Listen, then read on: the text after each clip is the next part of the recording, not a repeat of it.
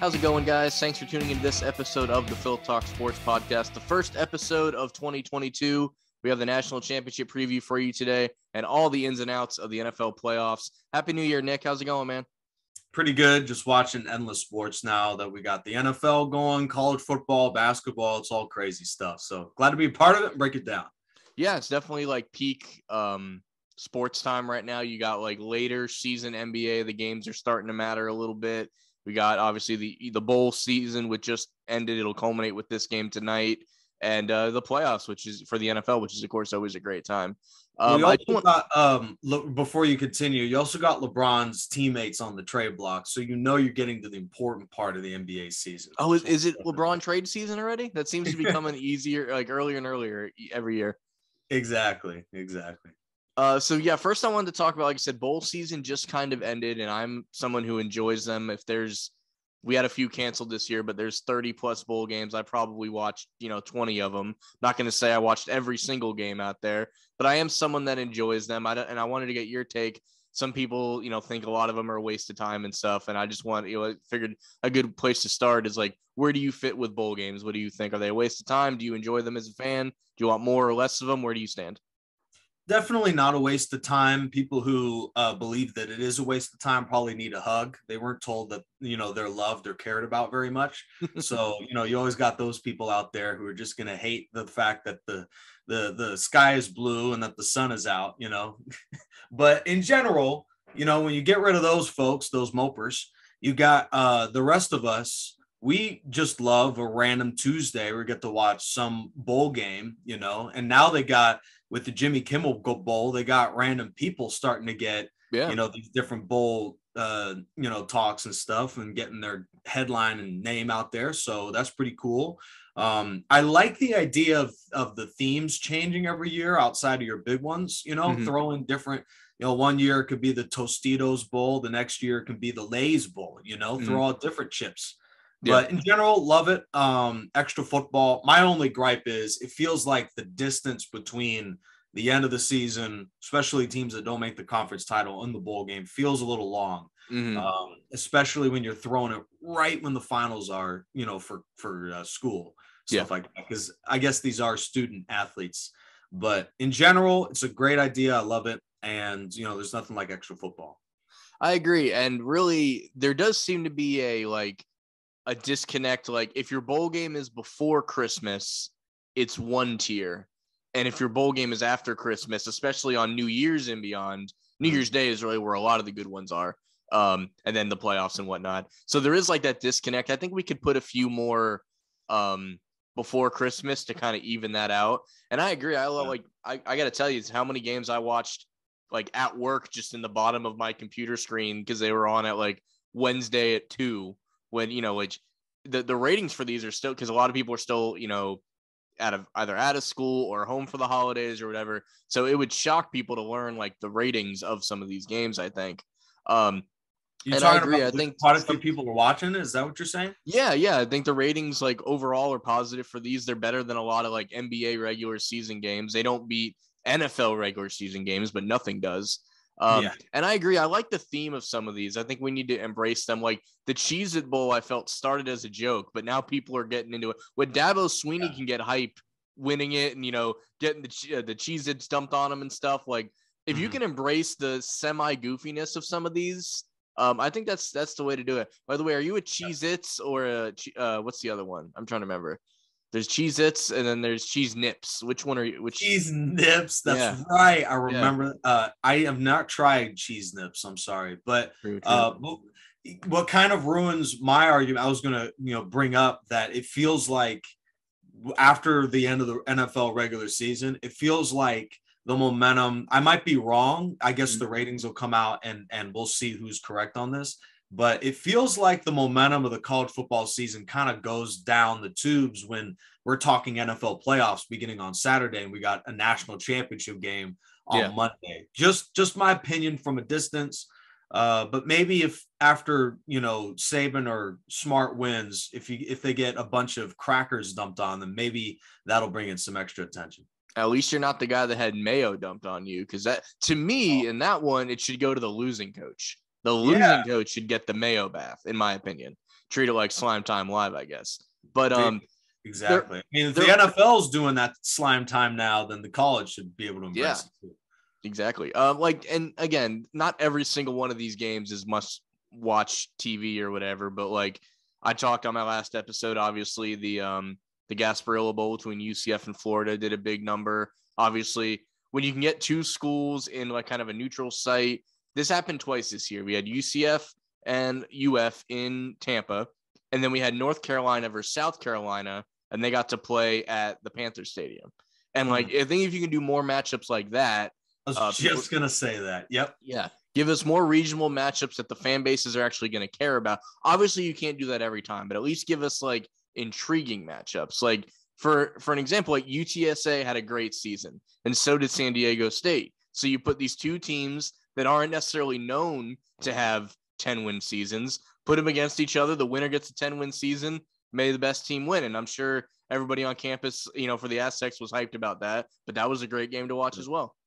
Great momentum going into their debut of the 100th season of San Diego State at the Snapdragon Bowl, because here in California, we create some crazy names like Crypto.com Arena for new stadiums. But I think that regional matchups, we should see more of that in the pre-Christmas bowl era. I do feel like there's quite a few matchups from way out of the way, and that kind of alienates certain fan bases. You do get some that will travel, like Notre Dame will watch their team play at home at Soldier Field, which is, a nice trek there. And you get a lot of other situations like that. But in general, fan bases aren't interested in driving or flying a couple of hours to see their team in a bowl game right around Christmas time too. But that's what's tough about it. Yeah. Yeah. You see a lot of half full stadiums. I think they could do better. And, you do bring up UTSA and San Diego State. That's interesting, but maybe San Diego State plays San Jose State and you get a state matchup versus something so far away. Or even like UNLV and San Diego State, like the next state over, but the fan base is still going to be represented. Or Nevada, for example. Did I say it right? Is Robert going to come after me? Is it Nevada? It is Nevada. Great job. Okay, I had it right. Yeah. But yeah, like by regional, it doesn't have to be in state, but it could be, a lot of teams in Florida don't like a lot of teams in Georgia. A lot of, Auburn and Houston, I thought was a good matchup this year. There's plenty of them. Two more questions on the Soul Bowl season. What do you think about, actually, before I say that, these both got canceled this year, so we don't really know. But the Hawaii Bowl and the Bahamas Bowl, I think need to be considered like a bigger deal. Like what a reward it would be for you to get to fly to Hawaii or the Bahamas to play in a football game. So that's something I want to see them get the numbers up on a little bit.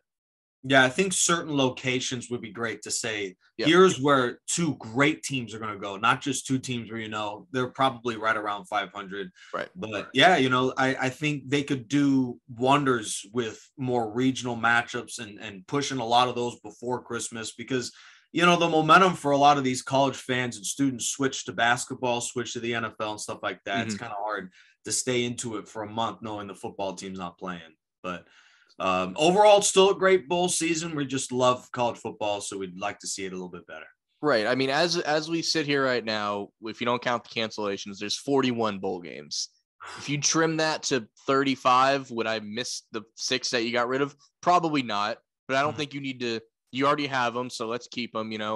How do you feel about this emergence of bowl games in major league ballparks between the Fenway Bowl, which did get canceled, and the Pinstripe Bowl in Yankee Stadium? It would not shut. We used to have the Gasparilla Bowl before it moved to the Buccaneer Stadium. Used to be at the old Trop. There's this weird disconnect now on if you like it. I think the field looks terrible in the middle of an outfield, but I think the aura and the background of playing at like a historic, like if you had a game at Wrigley Field, I think that would be cool, right? Like if there's certain stadiums that just create a good aura, and I don't know.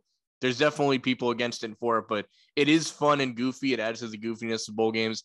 You can't just be any old ballpark, right? It's got to be Wrigley or Yankee Stadium or Fenway or some of these other ones. But how do you feel about ballparks being used for bowl games?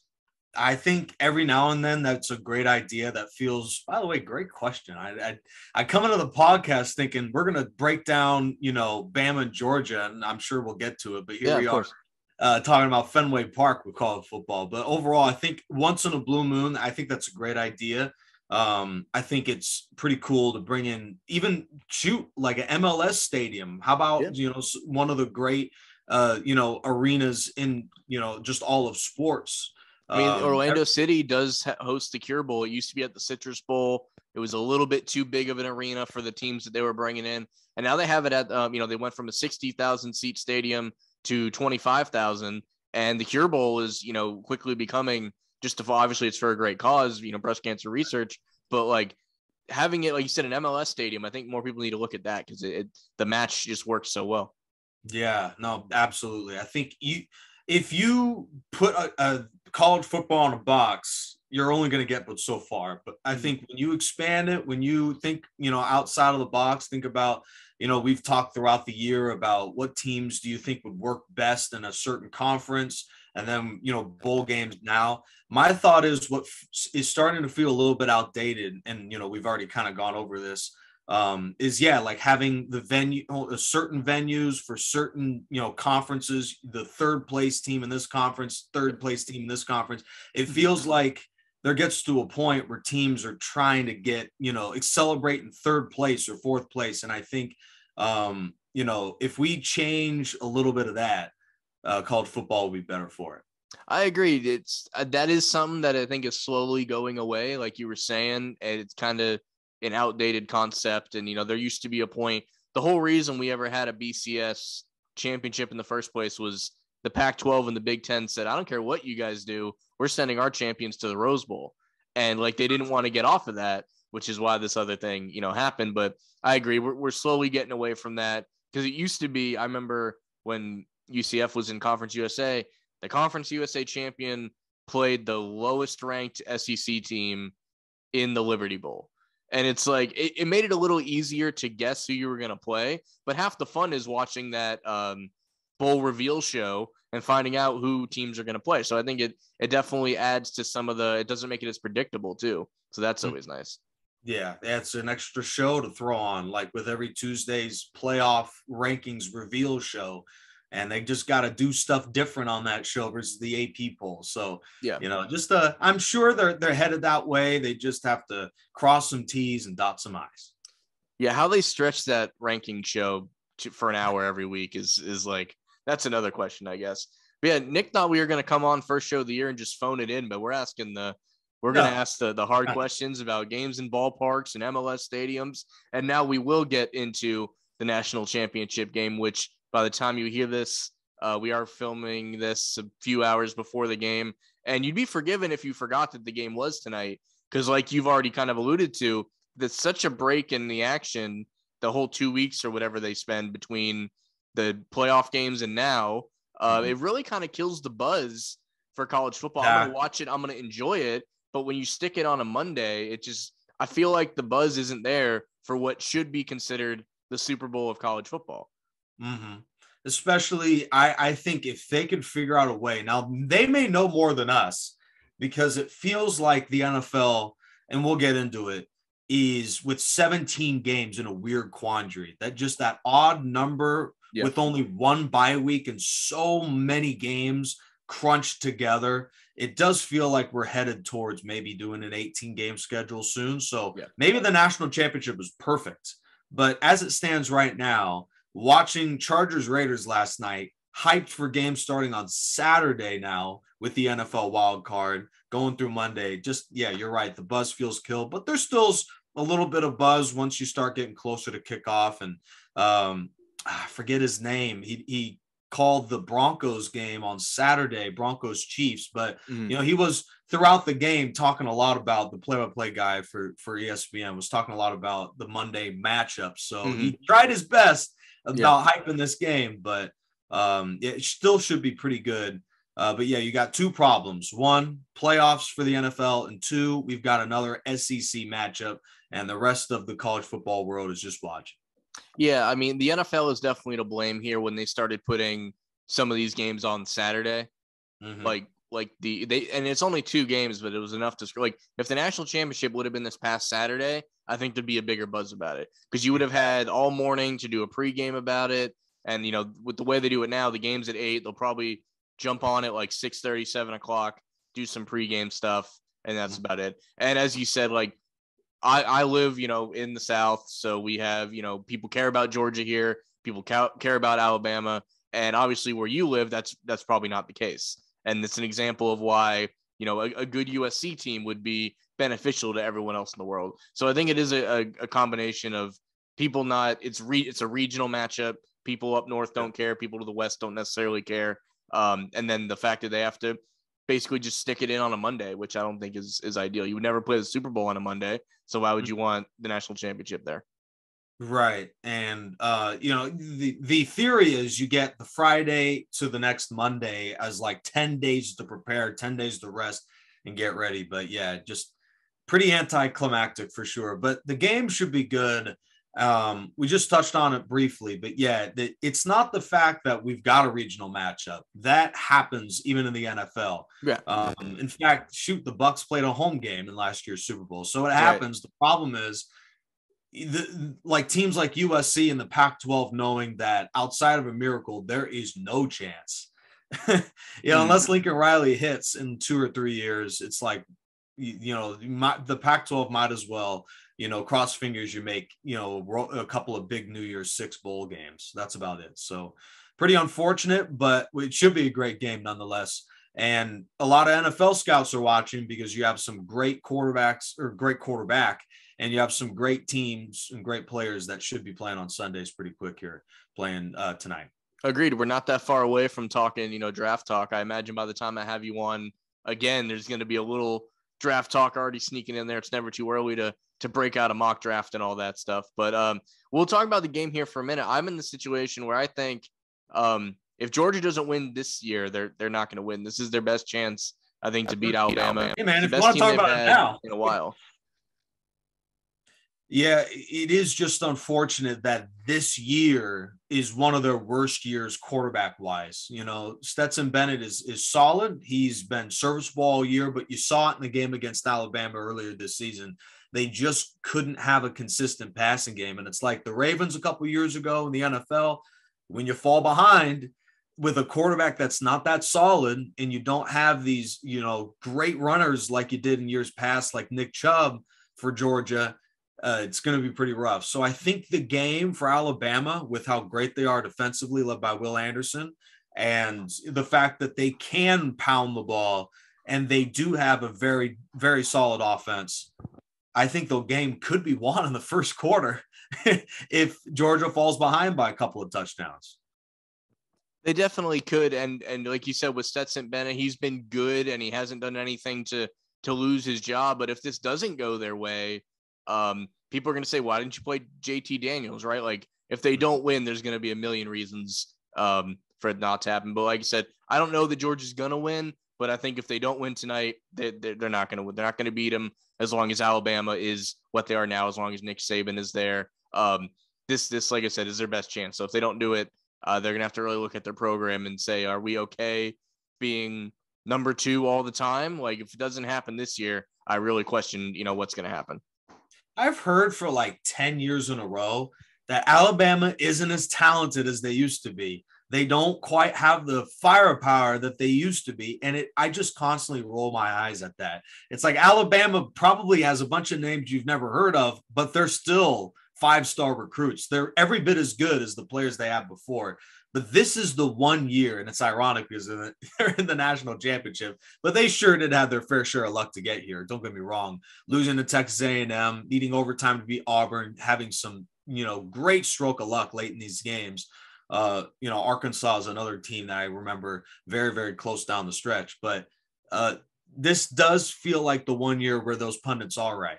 Alabama isn't quite as good as they used to be. Bryce Young is great, but and they have a couple of stars, but overall, it's not quite the daunting challenge. And I think if Georgia had that quarterback, I think, they're a 3-point favorite now. They'd be at least a 7-8 point favorite for this game.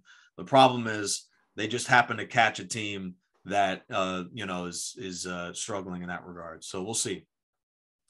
They've talked about, did Georgia really show all their cards in the SEC championship when they knew they would more than likely have to play them again? You think there's any validity to that? No, I think I don't either.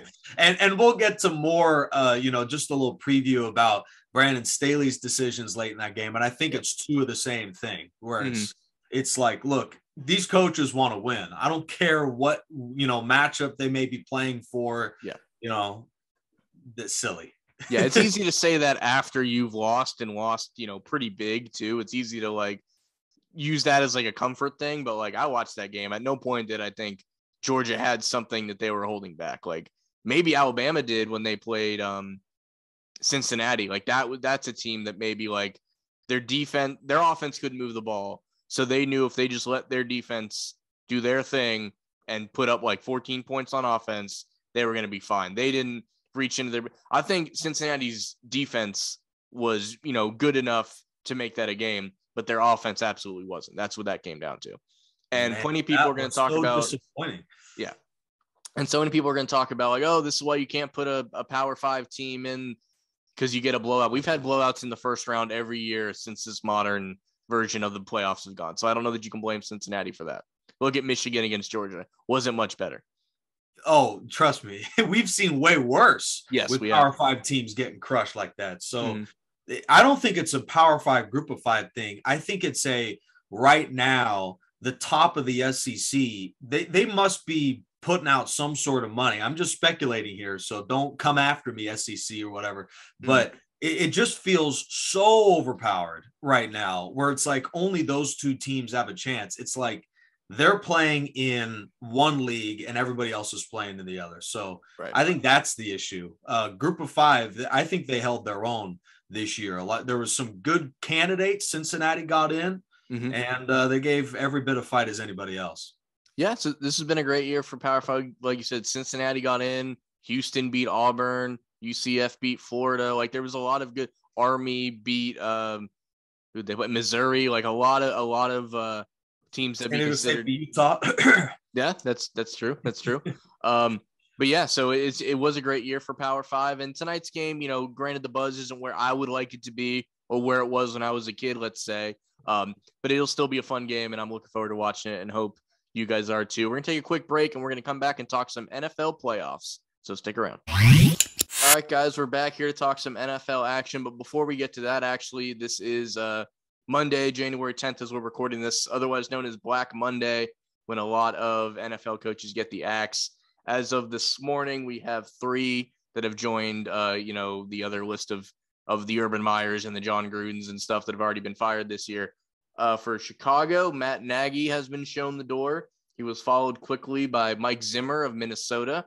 And then probably the shocking one of today is the Miami Dolphins and Brian Flores. So I don't know where you want to start with that. I think easily out of these 3, do you think all of them deserved it? None of them deserved it? Where do you fit on these 3?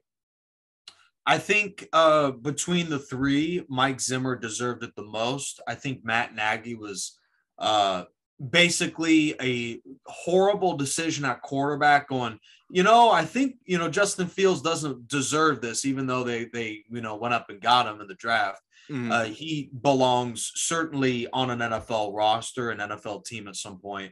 But yeah, like the Brian Flores getting fired is typical Dolphins. They haven't won a playoff game in 22 years, but the guy that carried, terrible Tua just a game away from the postseason, he gets shown the door right after winning 7 of 8, being the hottest coach in the NFL. To me, it's a joke. And this is coming from a Charger fan. We fired Marty Schottenheimer, went 14-2 and nearly beat one of the great dynasties ever. So in the playoffs. So this is just a horrific decision. Miami's going to regret this for sure. You can put that down. Brian Flores will get an NFL job with a quarterback better than Tua, and he will be successful. So the Dolphins were way premature on this. It'd be one thing if they were reeling going into the playoffs, but the fact that he was the hottest coach in the NFL, the team was rallying around him. Yeah, they didn't beat the Harlem Globetrotters of football, but they beat, the teams on their schedule down the stretch. They showed the resolve, and I think that they're really going to regret this.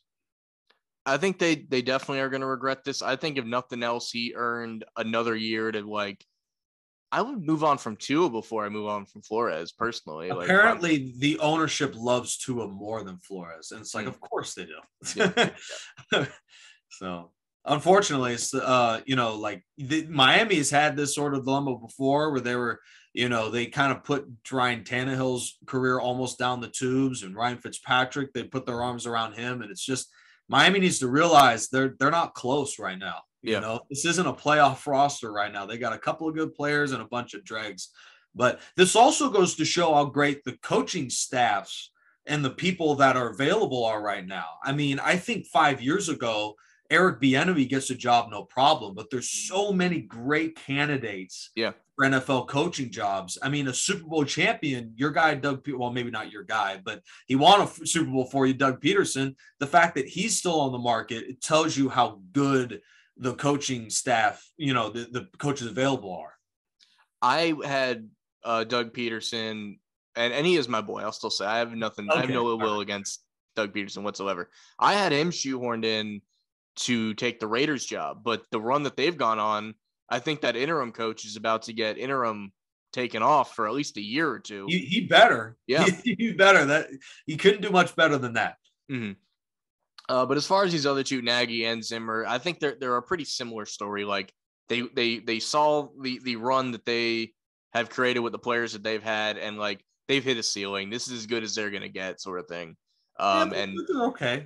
Yeah, they're okay, and they might get other jobs. They might have to go be a coordinator again. Like Mike Zimmer deserves to be on an NFL sideline. Matt Nagy is a decent enough play caller with a good team to get a job. And there's nothing wrong with just being a really good coordinator. You can ask Eric Bieniemy.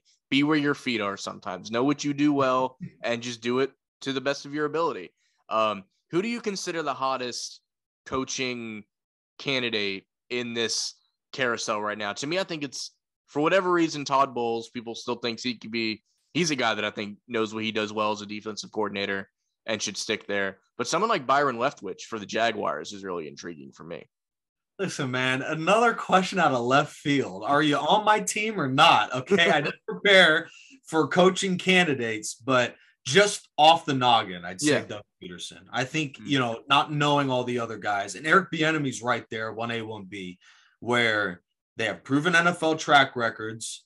I was a little shocked that Bieniemy's Chiefs offense wasn't as good this year as it was last year. But this was a weird year for Kansas City. I mean, they're still in the playoffs, obviously. But yeah, definitely a weird year for them. Mm-hmm. I would say that's 1A, 1B. But I believe that there are, unlike most years, Jim Harbaugh is also a coaching candidate. Yeah.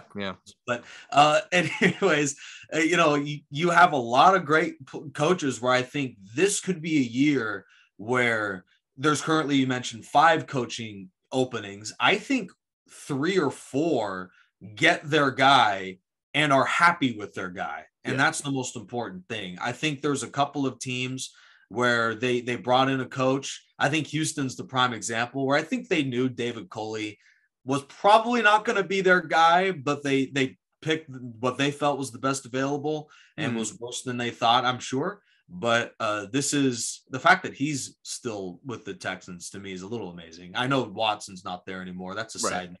But yeah, I think of the 5 teams that have openings, I think 3 to 4 will be happy with whoever they choose. That tells you the skill level and candidates out there right now.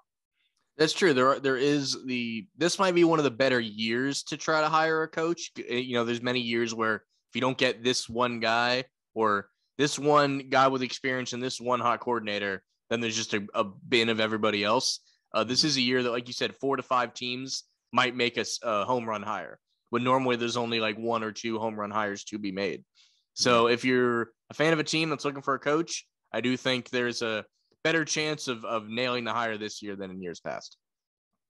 Kellen Moore is that hot coordinator. Now, I'm not sure he's going to be successful because he's inheriting a very talented offense. But Kellen Moore is an example for me as someone who, if he wants to be a head coach, he should at least try it first in college. I think he's a young enough guy. Like, I was talking to somebody at work who, before the Hurricanes hired Cristobal, we settled that someone like a Kellen Moore with the energy and like everything would have been a good fit for like a Miami, for example. But before they got Cristobal. Obviously, that's before that happened. But like, I could see him taking a decent college team to get, cut his teeth as a head coach there. I'm not saying this is correct. This is just the way people view the world sometimes, but they think he's too young to be a head coach. And whether that's true or not, that's how a lot of the NFL views him. Hey, listen, from the experience of, being a Charger fan with Brandon Staley, there's certainly some truth to that. And unless you're a guy like John Madden, rest in peace, we were going to throw him into this show at some point. It. He was the youngest at the time, I think 38, 39 head coach. You get these rare examples, but really you got to be an old guy. It's an old man's job. And right. That's why Bill Belichick is in the playoffs. Andy Reid's in the playoffs. Bruce Arians. I'm just looking at these guys right now. Mike McCarthy. I'm reading the top 3 seeds in each conference. And they're all old guys. Mike Vrabel is, what is he, like 45? Something like that. Something like that. He's considered young for what he's, right. Exactly. But it's an old man's job. And, I think, a lot of these guys are a little too young in the tooth, which is why I think a couple of years extra with Eric Bieniemy with the Chiefs actually might end up doing him pretty good wherever he goes. Yeah, that's true.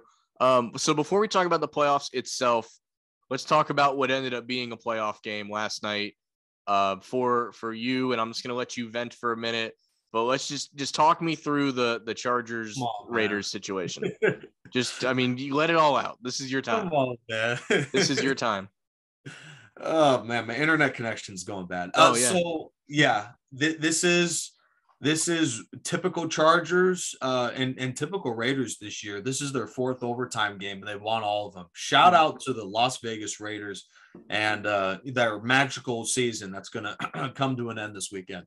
But the Chargers, this is yet another case of them being the most talented team that's not in the playoffs. I don't know how many times they have to do this before they spend big money on a head coach. We were in the coaching sweepstakes when Kyle Shanahan and Sean McVay were available about a half decade ago.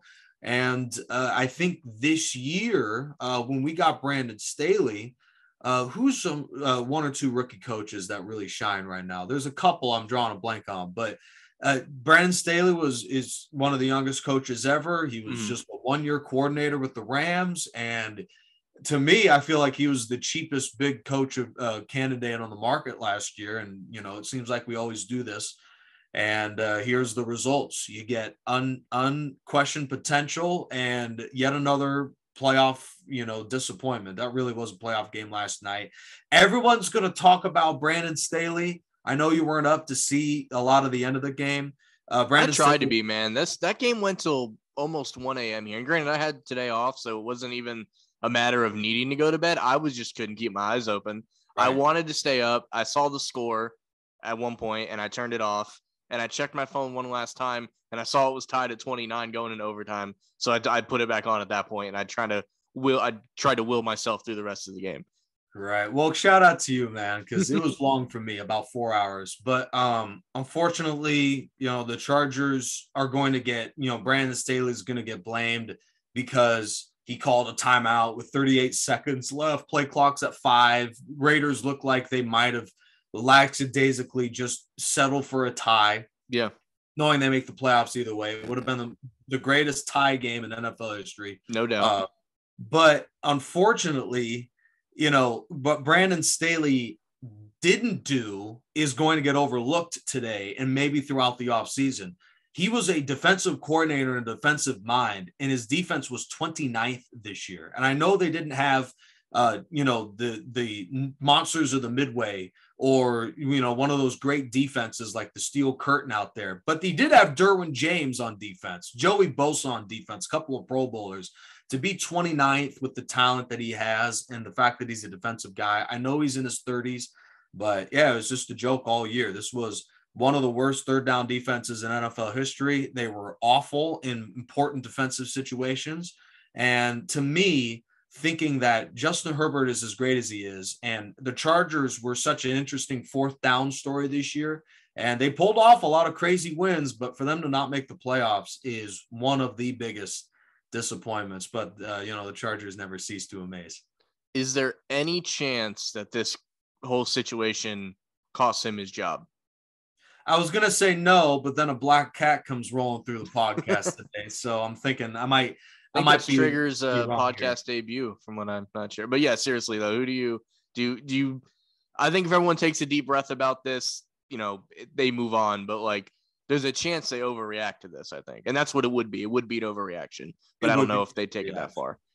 But when there were some people before the Raiders game saying, hey, if the Chargers lose this football game, and I think what gets lost is that the Chargers were overplayed or, overmatched for about 2.5 hours of that game. Yeah, the comeback is going to be lost in this. That last drive and everything was incredible, but of course, no one's going to think about that anymore. Mm-hmm. And Herbert had about a half dozen passes dropped in those two touchdown drives. So he's incredible. Chargers, for as aggressive as they are, there's so many wrinkles to this game. The Chargers, for as aggressive as they are, they score the touchdown as time expires and they don't go for two in the win. And that kind of amazed me too. I would have wanted, the quarterback with the chance to win the game, in a one play at the 2-yard line. But I think it would be an overreaction. But to me, Brandon Staley is coaching for his job this coming year. He better deliver, because when you have a quarterback like that, you're going to get A-level candidates to take over as head coach, because this team is ready to win. Maybe not a Super Bowl. They're not that talented, but they're ready to win more than 9 games. This year. Do you think the NFL does anything to avoid this situation happening again? Like the whole, we could just tie and walk out of here with 2 playoff spots. Like with the 17 I don't know how they games, do that though. There has to be a winner in a game of that magnitude, maybe. Hey, maybe listen, I was talking to buddies before overtime. I was like, look, if they want to avoid injuries, and we've actually gone over other overtime ideas before on this podcast. That's what we do. We're zany. This is an interesting idea. A field goal shootout. The game like is penalty kicks, basically. Something to end these games with a winner and a loser. So, I mean, the 10-minute overtime, I think that's pretty cool. It creates a sense of urgency. You got to score a touchdown to win on the first drive. It gives another team a chance. Like if you, to begin overtime, some guy has a decent kickoff return, 1 first down, you're in field goal range. If you got Daniel Carson, apparently he can make everything. The Raiders always seem to have a great kicker for some reason, but this is just one of those things where the Chargers are yet again one of the most talented teams in the league and not making the playoffs. There was one year, for those historians, the Chargers had the best offense and defense in the NFL in the same season and missed the playoffs. So they do this. This is who they are. That's pretty impressive, actually, when you think about it. Right. They also had the worst special teams maybe ever for a season. Crazy stuff. But so before we talk about individual playoff games, I just want to talk about the mental gymnastics you have to do this year if you're trying to watch every game. I'm just going to run through this real quick. Bengals Raiders is on Peacock. The Bills Patriots game is on Paramount Plus or CBS if you want it.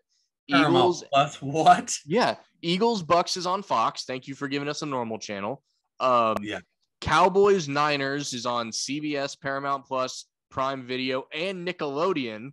I don't got to tell you which one I'm watching that game on. The Cowboys Niners game is going to be on Nickelodeon. So that's definitely how I'm watching that game, just so you know.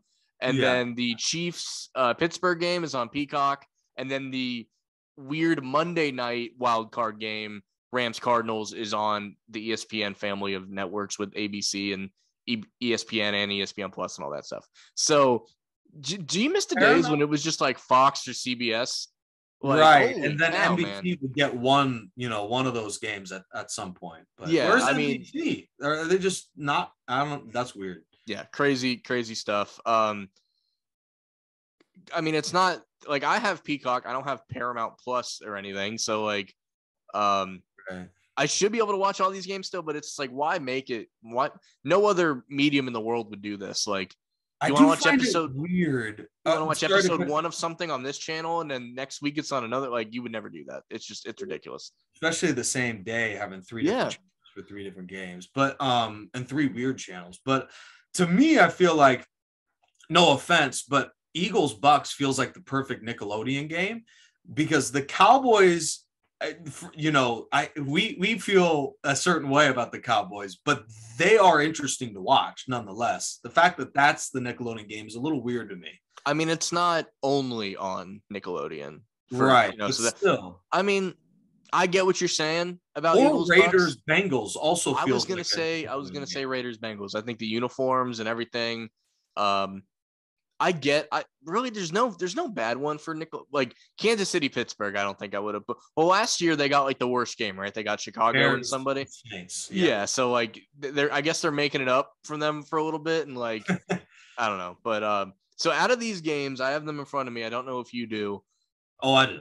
Just as a casual football fan, what wild card game do you think is going to be the most enjoyable to watch? Well, we had one of the craziest seasons of the NFL where everybody beat everybody. Just to look at the Colts. I'm a Chargers fan, a depressed Chargers fan today, but at least I didn't lose by 15 to the worst team in the NFL. That's the Colts this morning. But I do always be worse. I believe that 5 out of the 6 teams that are favored are going to win. Basically, the home teams are favored, so the higher seeds. I think that this, just the way the matchups panned out, I think this will end up boding pretty well for a lot of these teams. But yeah, I think it'll be interesting. A lot of these games will be close. Vegas believes that 5 of the 6 games are going to come down to 8 points, 1 possession. So the only one that's not, and I think we all can agree, Chiefs and Steelers. The fact that the Steelers that shouldn't be close, like at all. Right. Kansas City, they're favored by 12.5, and I might even smash on that over or smash on the, whatever that's called. I don't bet that the money line, just the Chiefs winning or whatever. For sure, more than 12.5. The only games I don't like, and I know they can't really help this because the seeds just fall where they may, but Arizona, Los Angeles, and New England Buffalo, I never enjoyed division teams playing for a third time. Especially the first week. The first round sucks. Like if you down the line, trip to the Super Bowl on the line, like that's cool. But like, and obviously there's nothing you can really do to avoid this. So it's nobody's fault. But personally, I don't enjoy those in the first round. For sure. Yeah. You got a couple of them. And you mentioned the one that I think will be the upset. So watch out for the LA Rams. Everybody loves what they did this offseason with Matthew Stafford. But I do find it interesting that they're only a 4-point favorite at home against the Cardinals. Arizona's been reeling in the last couple of weeks.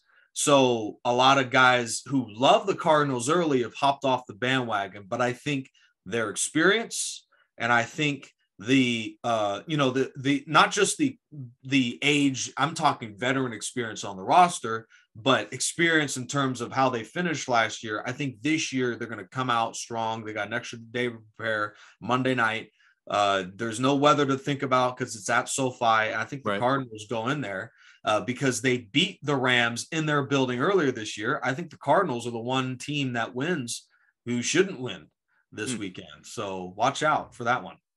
When we took the quick break, you asked me how I felt about the Eagles Bucks game. And I was like, well, I could tell you now, but that's what the podcast is for. So before we even mention that, we're going to jump back to this Jalen Hurts situation. The season has ended, and I'm going to let you tell me if I was right or wrong about Jalen Hurts. So we're looking at his stats real quick.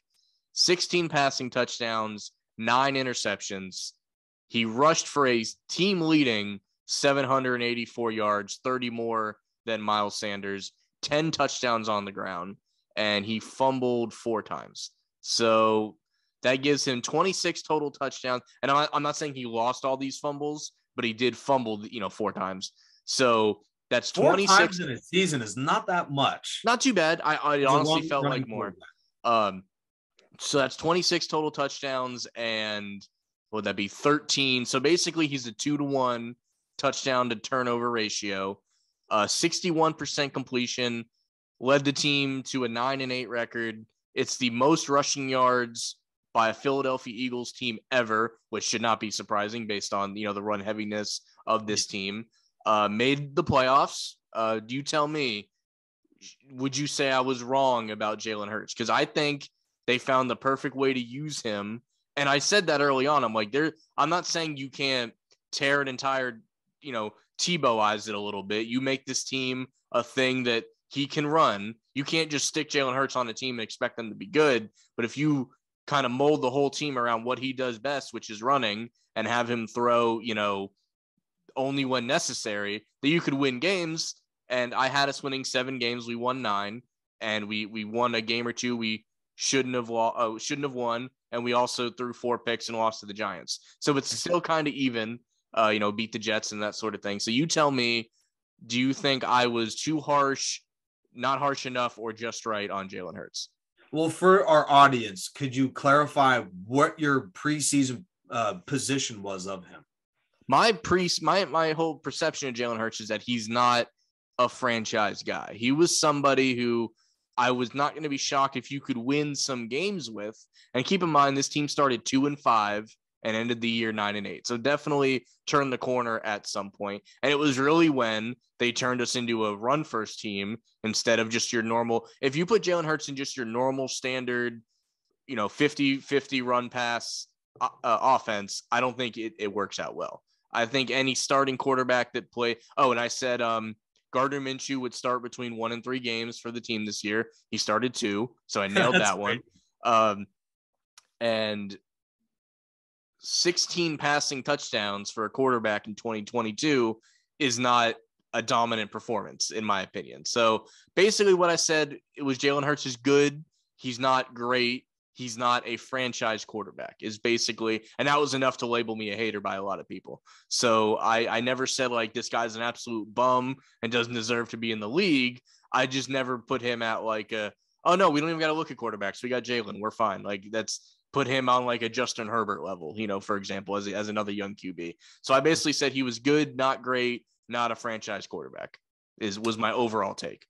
Listen, I mean, we don't know how Nick Sirianni is as a head coach. We don't know how good he is, but I think you were pretty much on the nail. In fact, I think if anything, you might be a little bit generous because Jalen Hurts, believe it or not, of all the playoff quarterbacks, has the fewest passing yards. And that playoff list includes Big Ben and Ryan Tannehill with the league's best running back and Derrick Henry.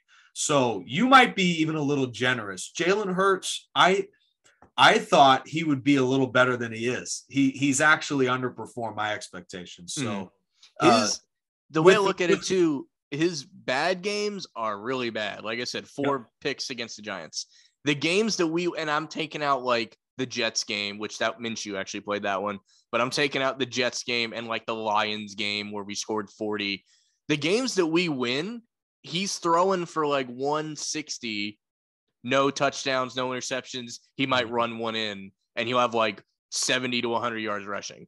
So like, the dude's a good football player. I just don't know if I'm not going to call him a Pro Bowl quarterback at any point. Like the games that we win, it's when he does the least amount for the offense. In the games we win big anyway. And he's had some, like I can pick out some great throws. Like there was a back shoulder fade to Greg Ward to beat Washington, which is, I still think, the best throw of his career. Like I never expect he's throwing on the run, not really across his body, but like he had to like short arm it so that it would go straight, like greatest throw of his career. And I'm not saying he's incapable of great throws, but what I have seen is he's incapable of consistently making great throws. And I don't think that's a huge criticism. I think I was just the pump the brakes on this guy.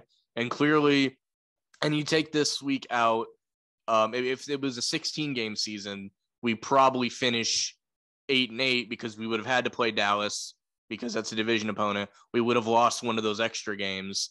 So maybe we still get in if you still have the 7 seeds. I don't know, but we might be 8-8 instead of 9-8 if you look at it that way. But I'm not trying to be too negative about it.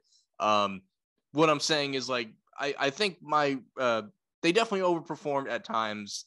The Giants game was a real killer. Like I said, I keep going back to that because if you win that game, you're the winners of like 8 straight, and then you're rolling. And I do want to say that we have started to somewhat peak at the right time. Hard to take any credit into that Dallas game because we played our backups. Nobody told Dallas. Nobody gave them the memo because they played their starters for like 3.5 quarters. So that would explain that whole score and everything. But I think we're peaking at a time and Tampa is as banged up as they've ever been. So back to my closing point on this is like Tampa probably wins, but this is going to be closer than anyone would think, because they're banged up. And if you remember, we played them earlier this year when we weren't playing great, and Tampa won by like 2 or 3 points, 28-22 in week 6.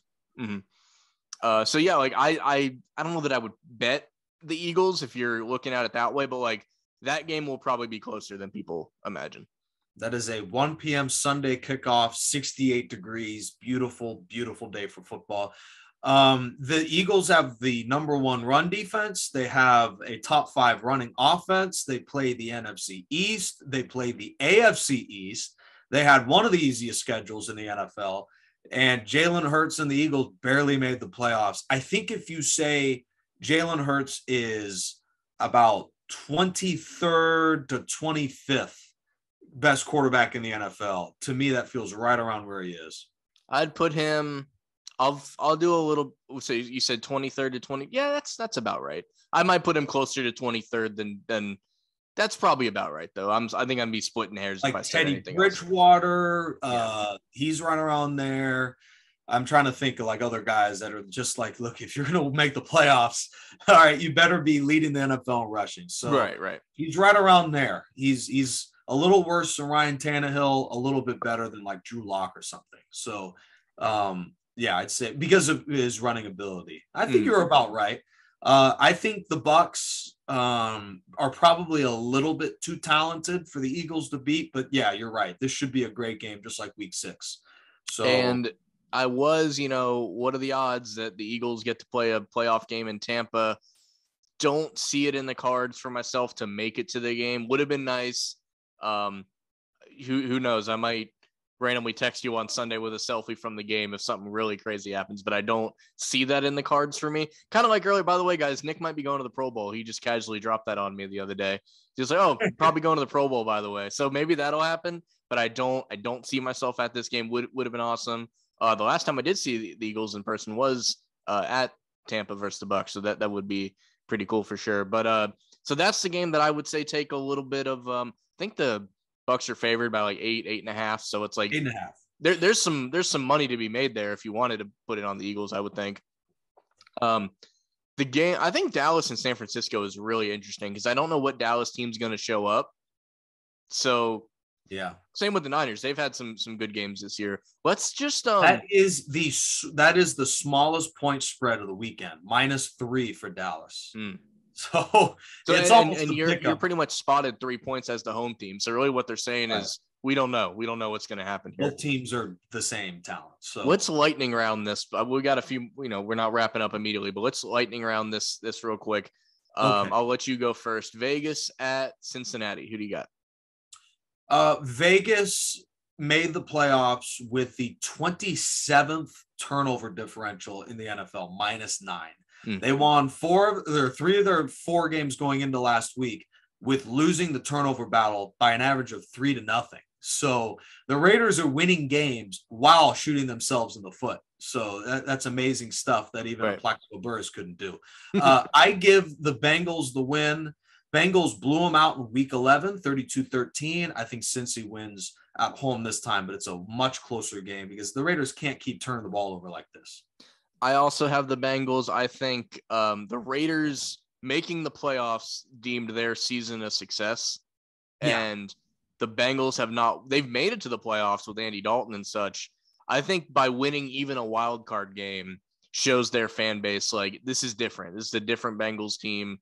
Joe Burrow's a different guy, Jamar Chase, everything. Just winning this game could be their, like, I don't want to say it their Super Bowl, but like, their goal is at least let's break that playoff curse. So at the end of the day, I do have to go Cincinnati at that. Round 3, because 2 wasn't enough this year. We got New England at the Buffalo Bills. Who you got? I can't get that vision of the Bills blowing out the Patriots last time they played out of my head. I think New England's the worst team. The only thing that is interesting is that the Bills are one of the best running games in the league, and the Patriots struggle to stop the run. I think because the Patriots led most of that game, The first time they played this year, they were able to stave them off and run the ball like crazy. I don't think they'll be able to do that. I think Buffalo wins, and I think Buffalo covers too. It'll be 18 degrees out there, so it'll be cold, and the Bills can run the ball and punish the Patriots. It's almost like the first 2 games of the year mean nothing because, like you said, Buffalo blew out New England, and you're like, well, that's probably not going to happen again. But then the first meeting was when New England won basically without completing a pass. So you're like, well, that's probably not going to happen again either. So you can almost throw both of those out, and you just like, and if you're throwing both of those out, if you're not looking at that and you're just looking at the 2 teams in front of you, I definitely have Buffalo. Mac Jones had a nice stretch there, but he's not on that stretch anymore. He's still figuring things out. He struggled last week, like you were saying, against the Dolphins of all teams. I do think the little bit of momentum that they had has run out, and the Bills are just now getting up to where they would want to be. So I definitely have Buffalo in that one. Before you move on, though, what channel do you remember was this game on? This is CBS. Oh, my gosh. I'm sure Jim Nantz is pissed because these are the 2 best scoring defenses in the NFL. So watch out. This game ends 6-3. I mean, that reminds me like the CBS game. I think Romo or Aikman doesn't get that game, and I'm sure they're pissed about that. Actually calling the rarity that is a Cowboys playoff game. So I'm sure they're pissed that doesn't happen. We kind of just touched on this with the Eagles at Bucks. I'm going to pick the Bucks, but if you are a betting person, I would take the Eagles and the points. I'll just, for what that's worth, but I do think the Bucks win. I'll just be quick on that one because I already kind of talked about it. So you go ahead. Same here. Yep. No, it's both the 2-7 matchups. I'm sure you're getting to this one next. Chiefs and Steelers. Yeah. Kansas City's blowing them out. And I think the Bucks win because there's just too much talent. Yeah. Kansas City's big on that. That's actually the late game. But yeah, we both agree Kansas City on that one. So let's back it up just for a minute. What like I said, was an interesting one. San Francisco at Dallas, 4:30 start, CBS in, Arlington, Texas here, which is not Dallas. Have you heard that story that people in New York are suing the Jets and the Giants for using the New York name when they don't play in New York? All of a sudden, that's a problem. I wonder if anyone would ever do that to the Cowboys. Anyway. Right. Who knows if that'll work too? Like I said, Arlington Cowboys, Irving Cowboys, like they used to be. I don't know. If the Cowboys are the most talented team that you can't put any faith in, oh yeah, I've said in the past couple of years when the Eagles were struggling and the Cowboys would have the same record as them, and I've said this multiple times on here, I'd much rather have our problem because I know what our problem is. Our problem is talent. Their problem, it's much worse to have all this talent and not know how to put it together. And they have games where they look like world beaters. And then they have games where they look like they can't beat anybody. And I don't know which one this is going to be. I could see, again, in this decade, right, in this century, a playoff win for Dallas is something that does not come easy. So even if it's just a wild card game, I think it would mean a lot for them to win. And San Francisco is more or less praying for pride, like the fact that they got this far. I mean, if Jimmy G randomly wakes up and remembers, I've played in the Super Bowl, I know how to win some of these games. You never know. The Niners are very unpredictable once they get in the dance. They're one of those teams that, they kind of, nobody wanted to see the Colts in the playoffs until the Colts didn't even make the playoffs. I think San Francisco takes their place as that team that, they have a good day. They're really hard to stop. But I do think, like you said, you mentioned it. Vegas already said it for us. Cowboys are only favored by 3. I guess I would lean a little bit into the Cowboys, but this one's really hard to call. I'll go Cowboys, but look out for the Niners. I think I might regret choosing the Cowboys, but I'm gonna go Dallas. San Francisco is 6-3 on the road. So they've proven to win anywhere. They just came back down 17-0 against the Rams. They look hot. The team's rolling right now. Deebo Samuel is the most dangerous receiver in the NFL. Absolutely. Track star on the football field. Mm-hmm. My goodness, man. Crazy stuff. And then hey, listen, we all predict these playoff games really well every year on this podcast, but it is gonna make me upset if the Cowboys lose, but I think Dallas wins. I would like for the Niners to prove me wrong and pick them, but we'll see. And then the last one you touched on a little bit, so I'll let you finish the thought. Arizona at Los Angeles. They had to put this game on Monday for some reason, just to drag it out a little bit more. If I'm one of these fan bases, I'm kind of upset. I just want to watch my team over the weekend, like everybody else gets to. I don't love this 3-day wild card Like, you put 3 on Saturday, you put 3 on Sunday. How hard is that? Like, why didn't you just do it that way? But anyway, the Rams. Yeah, especially because, okay, I guess the 3 are on Sunday, but yeah, like every year, I remember, when it was just 6 teams make the playoffs in each conference, that Saturday morning game. Yeah. On for a at wild noon card. Instead of 1, it would be at noon. But yeah, Sure. just I'm pretty sure that 4:30, 8:15. Just do that twice, and you're good. But both of these teams have been incredibly like inconsistent all year. Like the Rams on paper, if we could base it off of that, I would give them the Lombardi right now. They have that much talent. Matthew Stafford can't help but throw interceptions some of the time. Some of that I think is forcing it to Odell Beckham, not all of it, but I think that's some of it. You got the best pure receiver in the game with Cooper Kupp. And then you got Arizona, who, has days where they look great. And then you have other days that you think coaching might be an issue at times.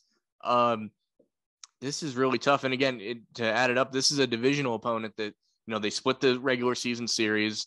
Unlike New England and Buffalo, you can take something away from their past meetings.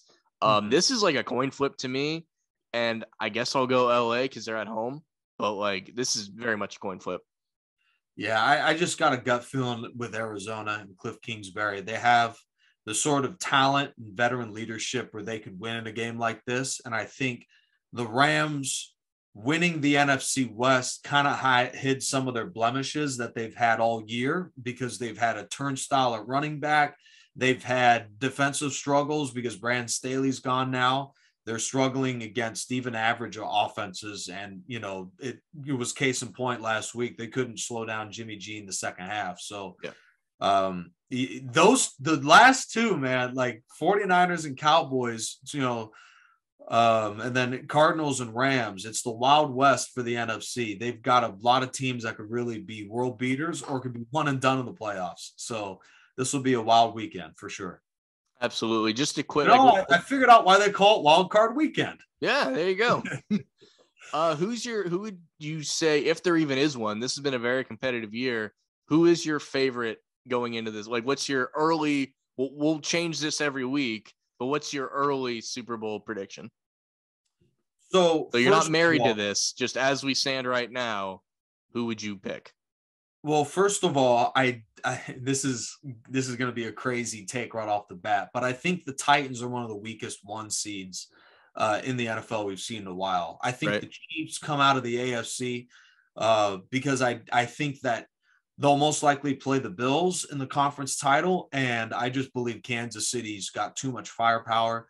And then in the NFC, I think we've got a rematch brewing here of Packers and Bucks, but the only team that I think could end up, shaking the apple cart is the Cardinals. I think, they could get hot and go on a run here, but I think it's Packers, Bucks, NFC, Chiefs, Bills, AFC. And I think we got a rematch of the Super Bowl on our hands of Bucks and Chiefs. That'll be crazy. But I agree with the Chiefs Bucks moniker at the thing I'm looking at. I don't know if they reset the seeding. They would actually have to play in the next round. Chiefs and Buck and Bills. So let me get this right, because I know it's it would change up. So yeah, you're right. Never mind. So yeah, Bills and Chiefs in the AFC, and the Packers against the field. Personally, I think they're playing really good here. The Bucks, that would be interesting for them. Obviously, they would have to go to Green Bay.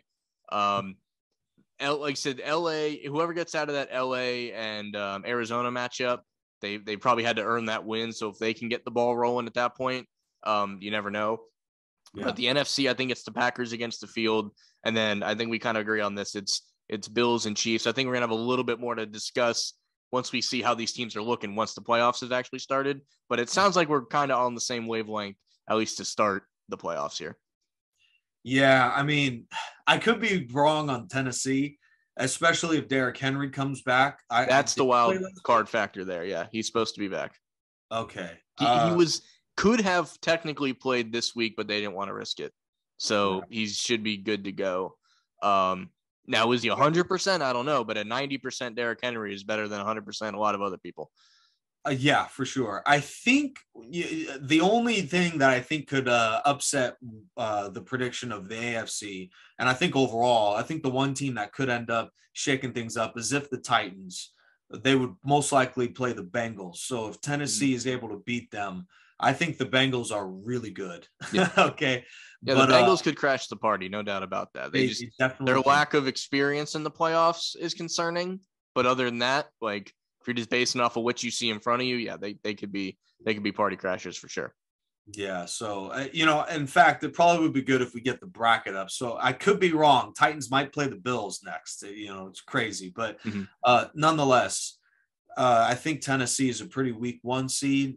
Mike Vrabel has carried that team to insane heights. I think when you have a quarterback like Ryan Tannehill, and they don't have a totally dominant defense, I think they can be had. There you go. Let's check that out. Great work by you. Okay. Yeah.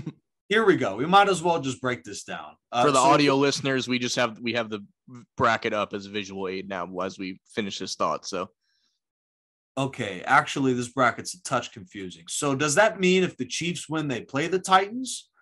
See, that's what I was confused about too. Does the middle 2 teams, Bills, Patriots, do they go down or they go up? Okay. I think the 1 seed would just play the lowest seed that moves on.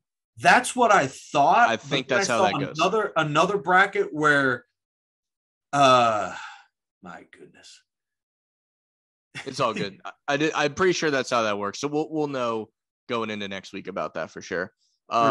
Before we get out of here, though, and, Wildcard weekend, aside from that Monday game, which really annoys me, I'm looking forward to all these games. Yeah. And I'm not kidding. I'm watching the Cowboy game on Nickelodeon. I'm not even kidding. I'm going to watch that whole game on Nickelodeon this time around. Before we get out of here, quick little bit of NBA news that I just wanted to touch on because it's too great of a story to not talk about. For the first time in 2 years, Klay Thompson of the Golden State Warriors steps on a basketball court, scores 17 points in 20 minutes, threw a few of them down. Just a great story. Nick, you're a little closer to that action than I am.